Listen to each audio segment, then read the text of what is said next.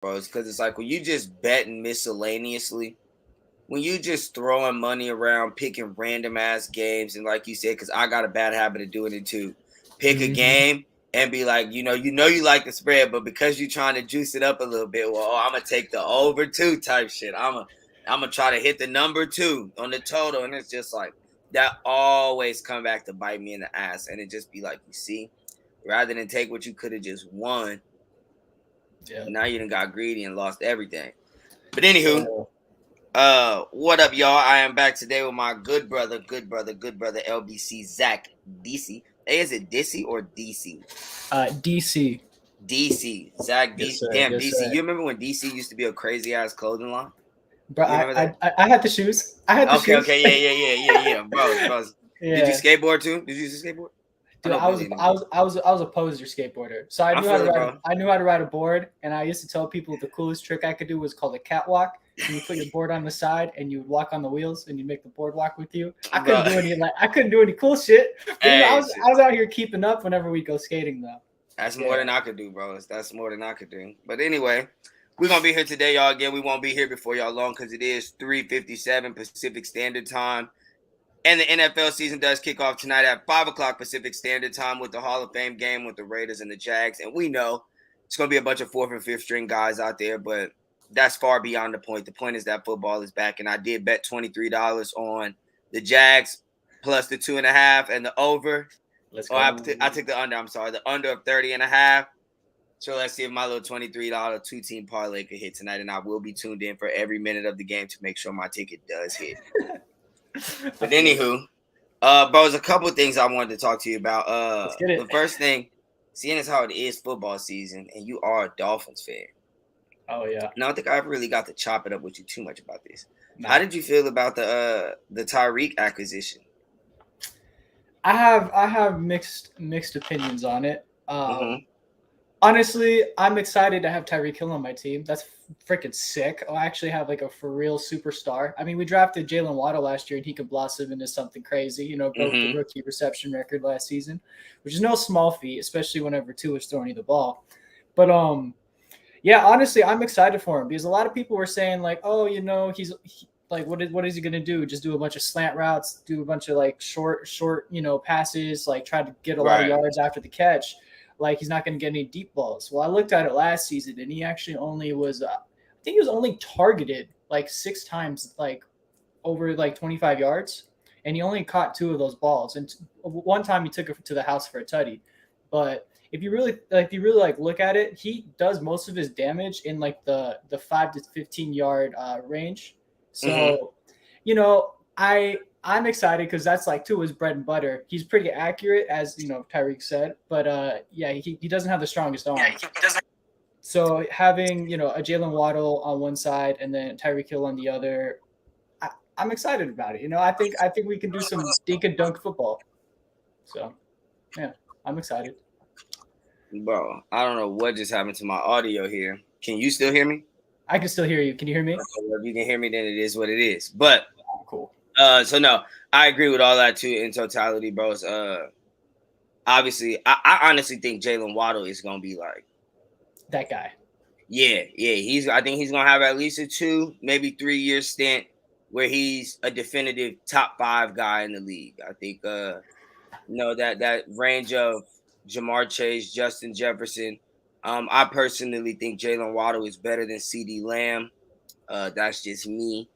And I think playing with somebody like Tyreek Hill will only make him better. It'll only make the game easier for him when they're on the court together because you're not guarding either one of those boys one-on-one. They're far too fast for that. Exactly. So, sorry, go ahead. No, I was just going to say that I think Tua gets a bad rap, but what were you about to say? I was going to say, yeah, with the addition of Mike McDaniel's his name, right? The new coach. I mean, we've seen what he's done with the 49ers wide receivers and just like players in the past. So I don't know. I'm excited to see what Shanahan-esque things he brings to our offense, honestly. But at the end of the day, it's still the Dolphins, so I'm not getting my hopes up too high.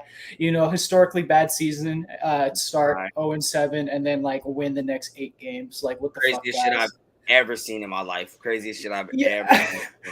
And it's funny because we always end up like like 8-8 or 8-9 or whatever the hell it is, or you know what I mean. So, and we have the Bills in our division. Mac Jones, like I like Mac Jones as a quarterback prospect. Mm-hmm. So if he starts to take the leaps, and honestly, their backfield, Damian Harris is a dog, but I feel like this is a little spicy take. But with Ramondre Stevenson in the backfield, like I feel like that boy is gonna take over the job, like probably like to a 70-30 split. Like, oh yeah, this is my hot take for the fantasy season. That dude is a baller. So we have too much competition. Whatever, fucking Jets, whatever. Fuck the Jets. Zach Wilson, Right. he's a dog. He's the dog off the field. You know what I mean? He'd be living my dream, slaying milfs. Good for him. Milf But like, yo, dude, like, yeah, I don't know. I can't get too excited. I agree with everything you said about the Dolphins, but I can't get my hopes up. No, and I feel it. That's smart, bro. It's better to not have your hopes up too high, and then if they choose to be a 13-4 ball club, then you could just be happy for your club. You feel me? But rather than having 13-4 expectations and having an 8-8 season and being disappointed, I feel it. Hey, do you think Mike McDaniels looked like Logic? The first time I seen him, I was like, bro, he's like the Logic of NFL coaches. Yo, I said that to my little brother, and my little brother's he's the biggest Logic fan ever. Like that's his favorite. That's his favorite rapper. It feels so goofy saying that out loud. Nah, respect, bro. But it's whenever he's like, oh yeah, my top two are Tupac and Logic, and I'm like, that sentence is hard though. That sentence is hard to hear. You know what I mean? Right, It's hard to take it serious. But I said that to him, and he's like, nah, bro, but Logic is black, and I'm like. This is like I'm like I'm like, dog, like you can't tell me this man doesn't look like him though. I didn't say anything about his race. I'm just saying he looks like him, right? He's like, but that guy's white. And I'm like, dog. Nah, I get what he's saying though. Like I get what he's saying. I get what he's saying too, but he's Logic. It's the jaw. It's the jawline and the cheeks. Mm-hmm. Yeah. Hey, do you think y'all gonna be third in the division this year, or do you think y'all have a chance to win the division? I know you said your expectations not high, but I don't. I think we could be second, but I don't think we could. I don't think we could win it. I just like the Bills. The Bills are just so terrifying. I mean, their defense alone. It's not even taking into account Josh Allen, who's just like, I don't know. I feel like we have the same opinion that like Lamar Jackson is like the better Josh Allen. Like Josh Allen is like I don't know. So just not even taking into account the offense or the Stephon Diggs, because they're limiting Stephon Diggs touches. They did that last season. They're going to limit it again. Mm-hmm. So even with that being said, I still think they're going to dog us. And then the reports out of camp with fucking James Cook, like James Cook, I don't think he's anything special. I don't think he's as good as his brother Dalvin, but the opportunity that he has there, like competing with who? Devin Singletary? Right. Excuse me? Like who? Zach Moss? No. So. It's a scary team. So I don't expect us to get first in our division. I don't expect us to win the division, but if it were to happen, I'd be excited. We did upgrade our running back core quite a bit. We had Myles Gaskin as our number one guy, and he's now arguably our third to fourth best running back. So we'll see. And he's pretty solid too. He's pretty solid, especially catching out of the backfield. Myles Gaskin pretty solid. And he run hard. Yeah. For sure, yeah, he's serviceable. It sounds goofy when I say it, and it's no disrespect whenever I say it, but he's like serviceable. Like he will get the job. No, yeah, right. There's nothing wrong with that. Yeah, like exactly. He's in the NFL, so what can I say? Like, right, you're not a scrub, you're not a bum, you're not a top tier Derrick Henry type of guy, but Jonathan Taylor type guy, but you get the job done. Jonathan Taylor, man, that kid can run. Sorry. All right, I'm glad you said it, bro. So speaking of Jonathan Taylor and kids that could run, we just gonna kind of run through some quick fantasy here, and I just want to get a couple of your fantasy thoughts. I won't lie to you, bro. I'm only in one league right now. There's a potential second. I've been thinking about doing a big bet league. I was gonna actually say I have an extra board, and I have extra like all the names like stickers and shit. Yeah. I was gonna suggest that we maybe do a live stream draft if we can get people to do it online, and we could like commentate and host it and like talk shit as we put the picks up. Bro, that's a great idea. And we could be like, maybe this is a little bit of a reach. We kind of go through it at the same time. But if you want to do a big bet league, that'd be pretty fire. I'm just saying, but that's a great idea. Yeah, no. I'll get the plot on that because I do want to do one. I just been dragging my feet, and now again with the Hall of Fame game start tonight, it just lets me know, like, bro, you gotta. It's Now you starting. have a It's real month, now. you know, right? Yep. It's a month now to get people, get bodies, schedule a draft, and Yep. so. But anywho, let's go. I know you've been tapped in with the fantasy research. I know you've been doing your mock drafts and. I'm trying to come back and like I had the quadruple crown one year of first place finishes and winning the leagues. So I'm trying to get back to my form. I'm trying to get back to that Saquon rookie year form. You feel me? I've never won a fantasy league, and that's crazy. I've never won a fantasy league. He just said quadruple crown. Okay, I feel it. So that's why we're here to pick your brain, so I can get one of them crowns. So running backs this year, bros. Running backs. I know the CMC thing. People kind of look iffy about that now with his injury history. Derrick Henry, Jonathan Taylor, some dogs. Who would you say would be the most ideal running back to take first off the board? First overall, like running back. Oh, for sure, Jonathan Taylor after what he did last season because he was working with Carson Wentz. You feel me? And still catching passes and making it work. And that kid, he had more yards after contact than most running backs had total last season. And that's crazy. That's crazy. I don't want to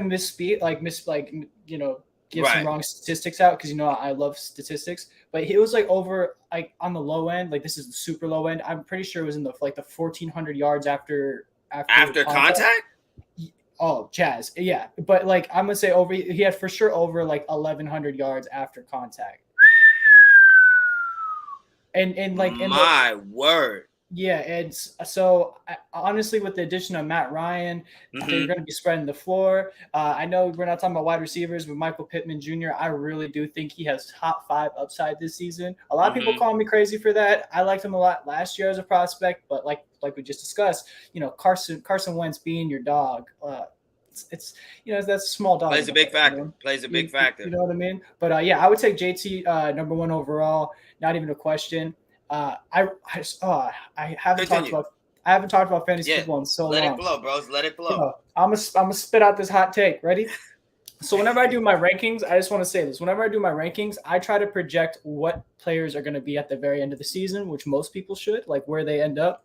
Right. So for example, a Christian McCaffrey. If we bake in his value, because a lot of people are like, oh, do I take JT? Do I take Christian McCaffrey? Do I take Derrick Henry and Eckler? CMC is my 10th ranked running back this season, based on the fact that he's only played 10 games of the 34 he could have in the seriously, out of the last 34 games, he's only played 10. He's an elite talent when he's on the field. He averages 20 and a half half PPR points when he's on the field per game basis, which is insane. That's elite. What? That's what you're asking for from your fantasy players every year in PPR. Can you give me 20? Can I get 20 from you? And it's half PPR that he's doing that in. So you're like, yo, like this guy's an animal.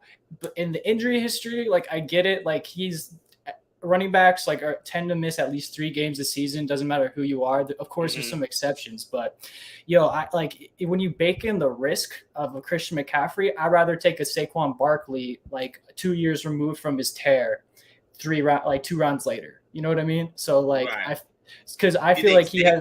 You think Saquon has more value than Christian McCaffrey this year? Because Saquon got a little injury history on him as well, and his O-line, and I don't know what the Giants be having going on. So I view them. He's not. I don't see Saquon as a better option, or he's going to score more points. I feel like they're equivalent, but whenever you take into account fantasy value and rounds, where you get them, if you could get Saquon Barkley mid-3rd round compared to Christian McCaffrey 2nd or 3rd overall, I would take him. For example, I take Christian McCaffrey and run the risk if I could get him middle of the 2nd. But I know for a fucking fact, no way in hell he's dropping to the 2nd round. You know what I mean? Somebody's going to be like, oh, 10th overall, I'll take him. They see it as, oh, I'm taking him 10th overall, but what they don't. What they failed to see is, oh, this is my first pick still. If you fuck up your first pick, it's hard to rebound. So it's really hard to rebound. But yeah, so I would take JT number 1 overall to get back to your main question, your original question. Christian McCaffrey, I'm not necessarily fading him, but I just know I won't be able to get him where I would like to get him. Right. For the risk to be, okay. Worth it. 100%. Like you, bro, to hear that number 10 games, it's like the best ability is availability, as everybody says all the time. So it's like, bro, your 20 and a half points, that's solid. But if I'm only getting it 4, 5, 6 times a season, because in my opinion, your number one overall pick, it doesn't matter if it's a wide receiver or a running back, they need to play at least 14 games. Absolutely. And you can't predict that, but like you can use injury history and different things. Like if you look at Christian McCaffrey's like injury history, he's a jack of all trades. He's done it all. His resume has it all on there: hips, knees, ankles, Achilles, everything. Like shoulder, ribs, back. Like if you looked at his body on the UFC chart, everything would just be red, bro. red and yellow, like dude, for real. Like it's bad. Bruised up. So I don't know. I would just avert the risk if you can. With that being said, if you're in my league, please take him with your first pick. So I will say real quick, because I love all what you said, and I love even the way you detailed and talked about Christian McCaffrey. Last thing I would say about Christian McCaffrey, me and MJ talked about Christian McCaffrey one day last season, and he made a phenomenal suggestion. And for Christian McCaffrey's benefit, he's like, bro, if you want your career to last longer, you'll play slot receiver. Slot receiver, yep. You'll play slot receiver. Like, it just makes sense. Like, and Christian McCaffrey would be and it's not like you wouldn't be able to run the ball a couple times a game, but I don't think you should be taking the pounding of 20, 25 carries a game from out of the backfield, especially behind the O-line, like what the Panthers have with quarterback play with what the Panthers have. Like, you got your favorite. You got your favorite boys on the Panthers now throwing the ball. Brother, and I'm telling y'all about him, Baker. It's sad when Baker has to be brought in because your quarterback room is that trash, bro. I'm sorry. Nah, I told y'all, bro, it's Baker. This might be it, bros. You don't beat Sam Darnold out for this job, or if you do beat Sam Darnold out and you playing and performing in a way that they sub you out for Sam Darnold at any point in the season, that'll pretty much be it, bros. You'll basically be Carson Wentz at that point, and at least Carson Wentz got a check. Yeah, Carson Wentz at least got paid. So now, next thing I want to ask you, bros, next position, because now there's been a lot of talk of who's the best receiver in the league. Obviously, Cooper Kupp getting the triple crown last year. There's a lot of people that have Cooper Kupp at that number one spot. There's a lot of people who still have Devontae Adams as the best receiver in the league. There's some people like myself who might be a little bit biased, and that's fine. But I think two of the best receivers in the league, and particularly the best receiver in the league, came from LSU in the last 2 years. But anywho, that's just me. So, who would you take first? Let's say first receiver off the board. And then I want to ask you with that receiver, because I know everybody when they draft, the thing that's become really common is to draft running backs. I will tell y'all, I do think y'all should kind of get away from that because the league is becoming much more pass happy. So receivers' values are much higher than they used to be. But anywho, if you were to draft a receiver, the first receiver you would draft, where do you think he should be drafted, whichever one you think it is? So I love how you just set that up. I really do. I had this conversation with my father last night. I mean, to be fair, he got home at like 2 a.m. So he wasn't really this morning. He wasn't really trying to have it, but like I was giving it to him anyway. I was like, yeah, pause. But I was like, yeah. I was like, the NFL, the last 20 years, you could say, has been a run first league, right? Mm-hmm. But if you look into it, I feel like it's evened out because the 13 to 15 years prior to the last 5 to 7, that's accurate. It's all about running the rock and then taking your shots whenever you can, from my understanding. The last 5 to 7 years, it's about airing that bitch out, and then no, for real. And if you don't get in the end zone, all right, cool. We're within 15 yards. Let's run the rock. And even if not, like let's do some sneaky stuff on the outside. You know what I mean? So I love where you're coming from because a lot of people won't move on. From that mentality. And I love how you said that because most people do pick a running back with their first pick. Right. I love it this year because in my rankings, I have I love this so much right now. I have people are going to hate me for this. I have JT number 1 overall. Okay. Uh-huh. Number 2 overall. I have Dalvin Cook. Okay. Okay. Number 3 overall, I have Justin Jefferson. Number 4 is Ooh. Cooper Kupp. Ooh. I would be willing to take Justin Jefferson like with my damn near like with my first pick. Honestly, my first pick, and I've never done that before. I'm the type of cat Right. that you've seen me draft. I'll take 5 running backs first 5 rounds, and then I'll fill it in because I'm like, okay, pass catchers are pretty replaceable. But when it comes to elite tier players, and what I'm finally like okay with realizing for fantasy, I don't care about your position. If you're putting up numbers, I want you on my team. I Point don't blank care. period. I don't care, especially with how frequently running backs get injured. Bro, I love the later rounds for running backs this year because I feel like this is one of those years where like the guard is shifting. You know what I mean? Like a lot of torches are going to be passed this season. So so you can get a lot of value late round with running backs. So yeah, I would be comfortable taking Justin Jefferson with JT's not on the board, or like if you're not the biggest fan of Dalvin, take him number 2, bro. I don't care. He's a dog. So I have it ranked honestly. Like my opinion, it goes him. It goes Cooper Kupp just because of what he's done last season. And then your boy Jamar is a first round pick. Like Jamar Chase is a first round pick, and that's not to discredit T Higgins either, because T Higgins had a larger target share than Jamar, and he had a better percentage as far as like efficiency. So they're both dogs. You want a piece of that Browns offense, right? But fucking Jamar down there somewhere. Facts, right? And even if he's not, even if he's not, he's gonna break 3 tackles and then not tackles, break ankles maybe 3 ankles.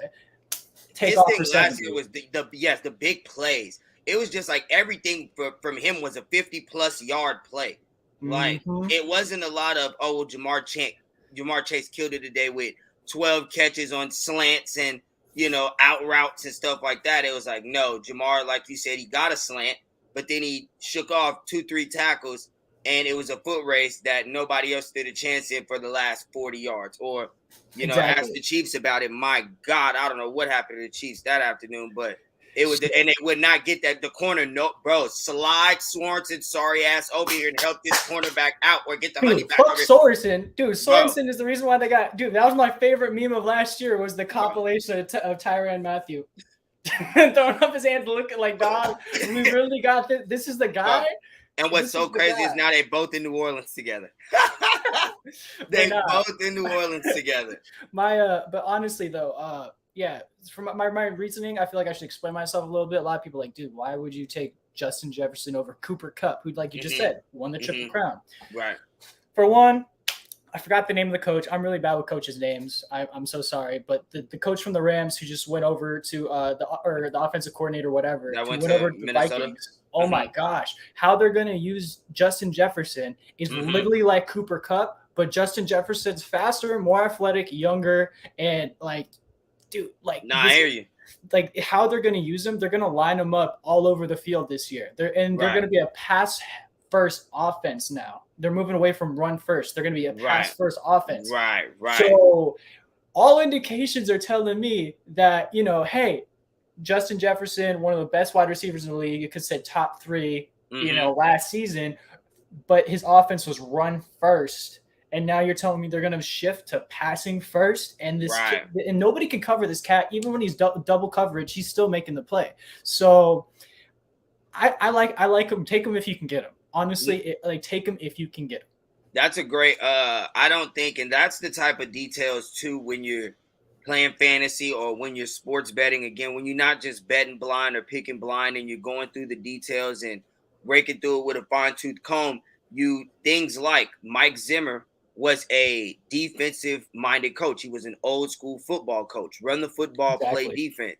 And just like you said, Justin Jefferson was still getting numbers in a system where it's run first, play defense. And now you come over here with a coach who's moved, one of these new age coaches like the Sean McVays, the Kyle Shanahans, these guys that we about to get very, very freaky with this play calling. And like you said, Andy Reid, we about to air this bitch out, bro. Like, we are spreading the field out. And I always, bro, so when I used to go to my high school football games, I used to always say, bro, if I coach high school football, it is very simple.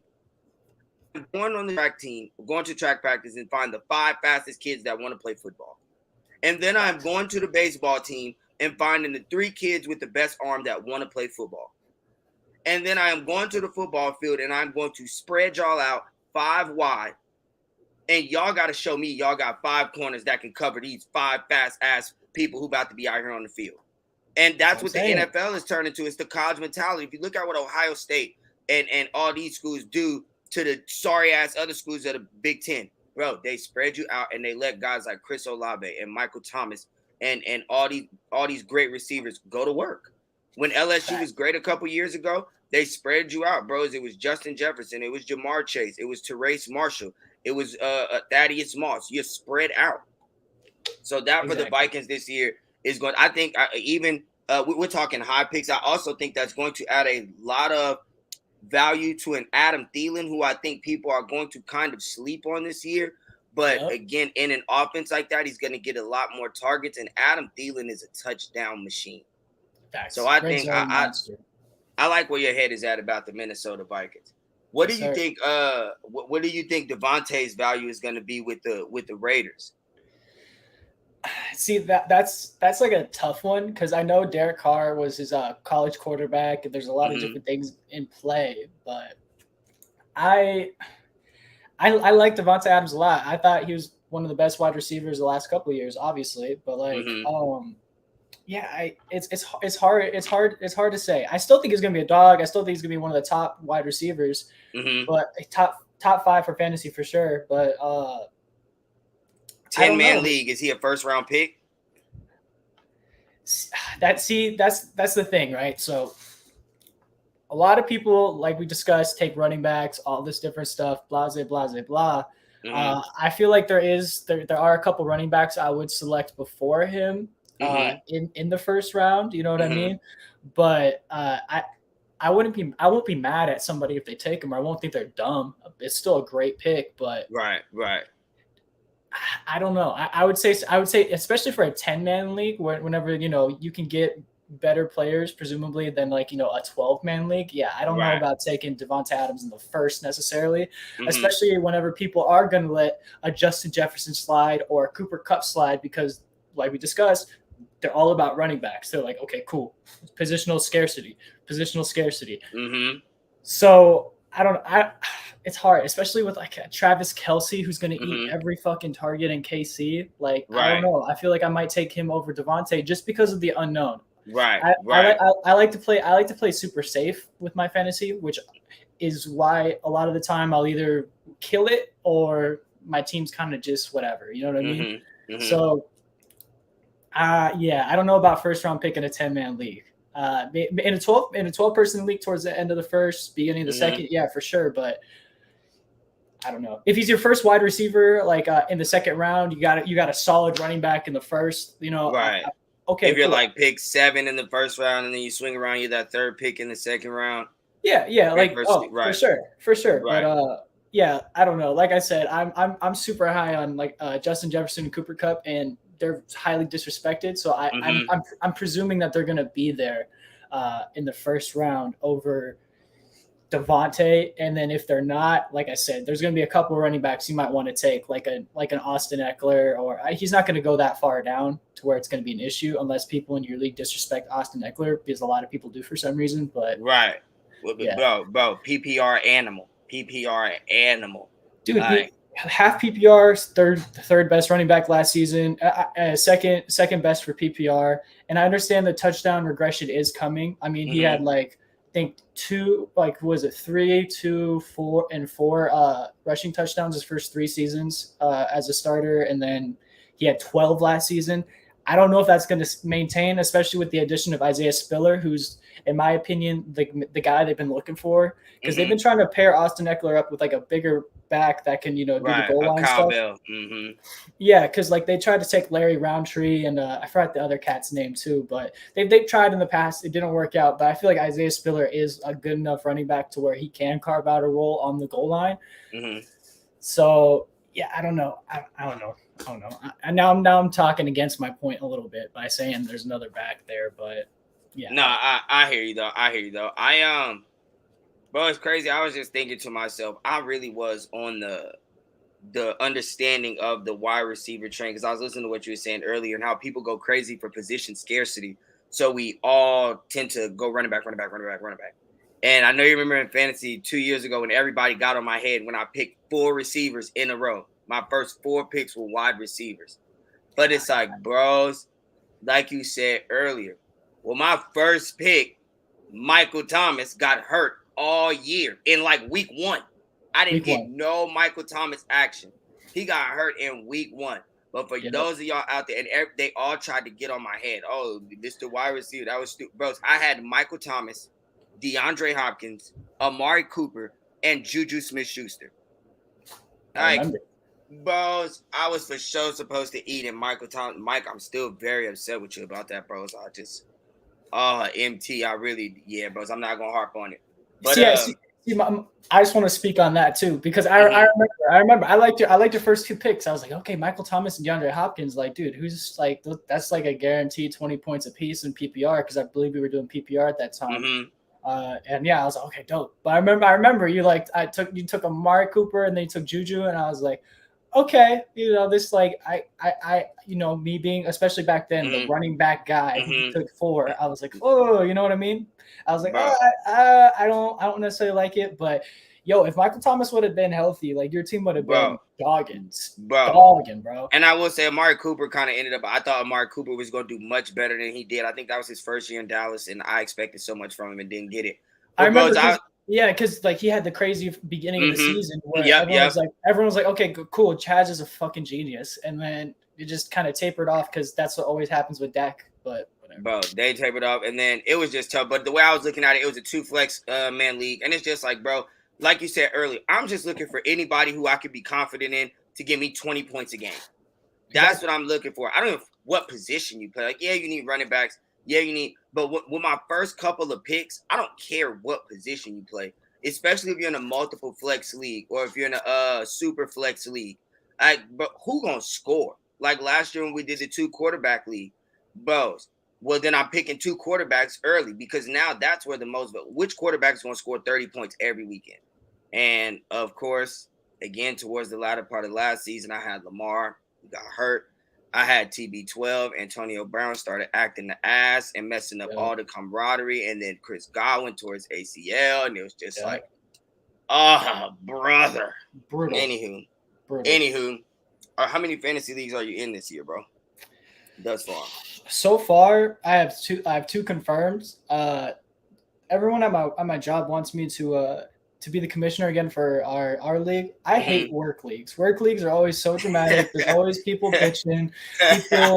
People, not for real. Like, people making the dumbest fucking decisions, dumbest trades, and you just like, and you got to see these fucks every day. You know what I mean? You got to look them in the eye every day, and like, they're coming up to you with all these dumbass problems, trying to wrangle up money. I'm like, yo, bro. So that's why, this year, I wanted to do a league, like, for content, whether if you want to do it for the Big Bet podcast or whatnot. Want to do one for that, so that would bump it up to 3. And then I wanted to still be a commissioner in like a homie league with people that I know aren't problematic. For example, yourself, or like, a couple different people that I've met throughout the years. Zach Jones, different stuff, different people like that. So I like to try to do 4, because, like I said, before we even hit record, I'm obsessive and I have a really bad addictive personality. So once I get into fantasy, I'm like, okay, cool, boom. I can't just do one team. Okay, what if this dude gets hurt over here and my team sucks? So I'm gonna be fucking pissed all year. So I wanna, option. I don't want to put all my eggs in one basket. Nah, that makes a lot of sense, bro. I want to do at least 3. I like, and I agree with what you say, bro. It's like work leagues and stuff like that. I'm at the point now. I'm gonna be honest. Everybody's level of sports knowledge is not on my level. And so it's like, I don't want to play fantasy with you. I don't want to talk sports. I'm trying to play and talk with folks who is tapped in. Like, exactly. If you're not tapped in, if you don't know what you're doing, if you're not watching the games, if you don't know the players, like, I'm good on all of that, bro. It's like, I'm trying to be extremely competitive. So I agree with you on that. Like, at my job, they were talking about a work league, and like, they mentioned it. And I ain't even really say nothing, to be honest, because I was like, bro, I know none of y'all know nothing about football like that. Y'all just really want to play, and it's gonna irk the fuck out of me when one of y'all win this league, knowing y'all don't have no goddamn football knowledge whatsoever. And I'm sitting right here with all this like an encyclopedia, and you still gonna win the league. Okay, no. Chaz, I have to speak on this. Last year from my work league, right? It was like a 12-person league or something. Mm-hmm. I believe I had the 9th or 10th pick. Everybody showed up for our online draft except for 3 people. The person picking right before me and the 2 people picking after me. So it was really like auto draft, me, auto draft. Oh my God. So all the value that I was seeing was just getting ate up by the auto draft. And guess what? Those 3 auto drafted teams and myself were the ones that ended up in the playoffs. And I ended up getting dogged by, like, they were monster. They were monster teams because any value was sucked up by the AI. You know what I mean? And so I literally had 3 people who didn't really. One of the people, her name's Melissa. Shouts out Melissa. She knows about football. She's a Steelers fan as well. She's dope. Yeah, Melissa. But the other 2, they don't give a fuck about football. They were just trying to hopefully win money at the end of the season, and it was so frustrating. Like you said, I was doing meticulous things, doing my thing, but they have all the dogs on their teams, and they're just like, okay, I haven't touched my lineup since the start. This one cat had an injured player all season in his lineup, did not move it once, and he still got to the frustration. Yeah. So I agree with that. I hate that type of shit. Like, bros, if anybody auto draft, if we have one player in the league that auto draft, well then, bro, cancel the league. I'm good on it. Like, I hate that shit. So that's why, even like when I talked about wanting to do a big bet league, that's kind of why I was slightly hesitant, because one thing I don't want to do too is like duplicate people in leagues. So like we already have our league, and we're also talking about a dynasty league, and I really love our league simply because like we have 8 guys who have been extremely consistent for 4 or 5 seasons now. We've only really had to replace 2 people per season, really and truly. I can absolutely guarantee that we're about to have a 9th locked in, so we won't have to worry about that any longer, and that is MJ. MJ is joining the fantasy league this year, so I know he'll be locked in. I know he know what he's doing. I know he tapped in. Yes, sir. And so I like leagues like that. Like, I'm trying to get to that, and I like the idea of what you talked about. We'll definitely talk about that. We're doing a live draft for the big bet, and we'll give away, like, me and MJ have a couple of plots to get some big bet merchandise put together. So we'll just it won't be like a money entry for the draft or anything like that. It'll kind of just be like merch giveaways. Or maybe like a big merch giveaway at the end of the season, a gift card giveaway at the end of whoever wins it. We'll talk about it once we plot it all together. But anywho, bro, I think we'll about get out of here today. We have made it to about 40 minutes. Do you have anything else you would like to add, Mr. DC?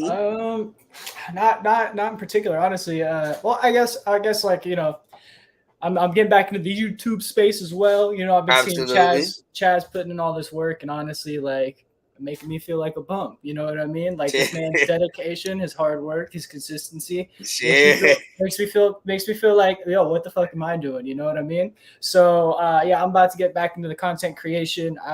My bread and butter is NBA.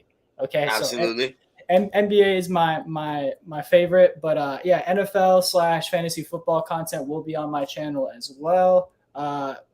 We have a couple little miscellaneous things I'm sprinkling in as well. I have my sister on my team now. She's gonna be my editor from going forward. So. Oh, okay. Yeah. Be sure just to keep a lookout for my channel. It's the same as my Instagram. That's down over on this side at LBC Zacc Disi. I appreciate you having me on, for real. This is my favorite podcast, Big Bet Podcast, best podcast in the world. I don't give a fuck what anyone says. Bro. Yeah, fuck them haters. Yeah, we might not have thousands of streamers yet, but we will. And bro, y'all make sure to tune in with my boy, Mr. DC. Bros, just get it going, bros. I be telling everybody, like, even like when y'all say, like, hard work and dedication is crazy, because it's like, it really don't even be that hard. Like, it just really... The hardest part is the consistency. That's it, bros. And that's why, like, even every day this week outside of yesterday, me and MJ didn't do anything. But it's just like, even if you only give 10 minutes, 15 minutes, everything don't have to be an hour-long show. You know what I mean? Most of the times, people not even trying to sit down and listen for that long. Exactly. So it's just like, even if it's before bed, bro, it's in your little 3 foot by 3 foot quarters that we got set up. Just, bros, get your little light together, get your little phone or your laptop set up with your camera, and just do it, bro. Just do it. What you find is like the same way you see mine and makes you want to do it, you'll do it, and then somebody will see it and be like, damn, okay, I see Zacc getting it in. I need to do the same thing type shit. So, and I love listening to you talk sports, bros. I would love to be able to, because right now I don't really bet basketball too much, so I be searching around trying to see who. And I just really like if you had a podcast, bros, I could just, what DC betting on today? What DC betting on today? For real. Where I could go find that, bros, because it'd be a lot of goofies out here giving goofy ass suggestions. Bruh. No offense to the people on ESPN or like Yahoo Sports and all that shit. But y'all should take offense to what I'm about to say. Y'all are trash. You guys trash. You guys just try to put like a pretty face in front of the camera, and like that's cool. That's cool. Whether it's male, female, that's usually a pretty looking person just spewing some nonsense. Okay, you guys are picking shit based off team names and shit that happened 5 years ago and blah blah blah. Like, nah, that shit don't rock with me anymore. But sorry, I could talk forever. You all good. See, that's why you need to get it going. But anywho, y'all, we appreciate y'all for tapping in. Appreciate you, Zacc, for joining me today, bros. MJ did have to go to work at 3. I got called into work this morning. You know how that work life go, like that, especially out here in these Las Vegas streets. But I appreciate you tapping in with me today, bros, allowing me to remain consistent. To those that are tapped in with us right now, make sure y'all like, comment, subscribe, share, and tap in with us on Apple as well, Spotify, podcast, Google Play. We are everywhere now. Big Bet Sports, all your social medias. And we will be out for today. I'm going to watch the Hall of Fame game and see if my bet hit. If my ticket hit, I will be talking shit on Twitter. So let's see how we start the season. Appreciate you, bro. Yes, sir. With